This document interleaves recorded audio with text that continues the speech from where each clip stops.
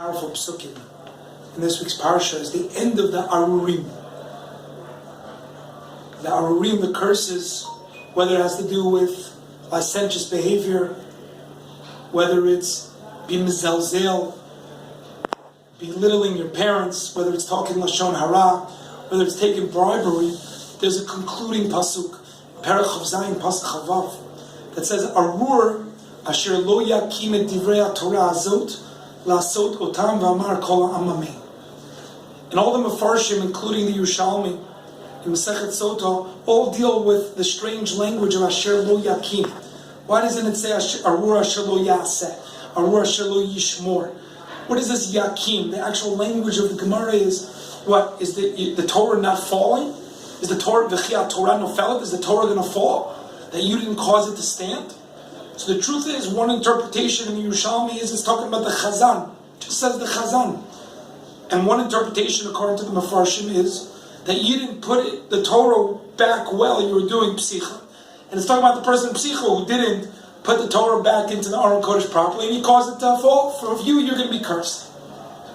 I wanted to give over two of the interpretations, actually I think are very relevant for us, 21st century, getting closer to Rosh Hashanah, that hopefully our tzibur will answer to.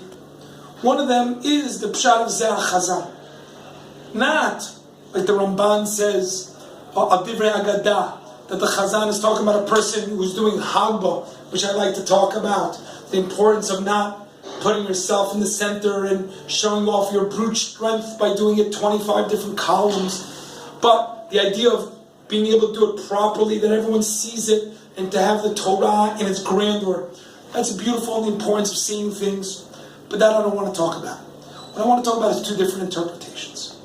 Number one is Zeh HaChazan, the simple pshat, is Asher lo yakim et divrei Torah azot. We know that the Gemara Nedarim says, the Gemara Nida says, Ha b'ha talya. Our Torah is dependent on our tefillah. Arur asher lo yakim et Torah is the Chazan. It's a person who's getting up for tefillah b'tzibur, and he's not properly prepared. Both the Chazan, the Shliach Tzibur, and also the Baal Koreh. You get up there, and you don't have the proper tunes, and you think that you just say Karbach tunes, and that's okay, Ki'ilu, Yotzai Yidei Chovah, but you mess up all the words. Or you get up, and you don't properly lane, and therefore that causes even more of a zilzul in the Torah, because everyone's talking, and it becomes one big game.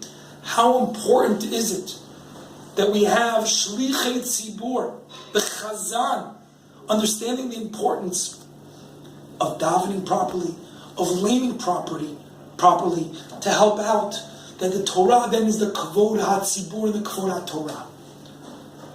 The second interpretation is what the Yerushalmi says, talking about Yoshiyahu, that he was Koreh Begadav, and they brought him the Sefer Torah, and he was the first Baal Tshuva revolution, and he saw this pasuk, and his reaction was Alai Lahakim.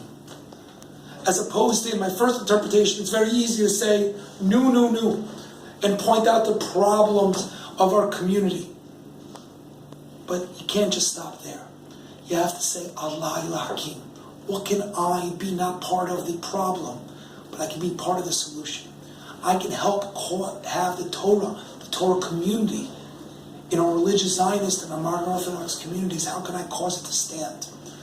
That, as we get before Rosh Hashanah, should be our calling, to help our tzibur be that much more dignified, having the proper chazan and the Baal Koreh, and being part of the problem, not part of the problem, part of the solution, taking the responsibility of saying Alai Lahakim. Shabbat Shalom.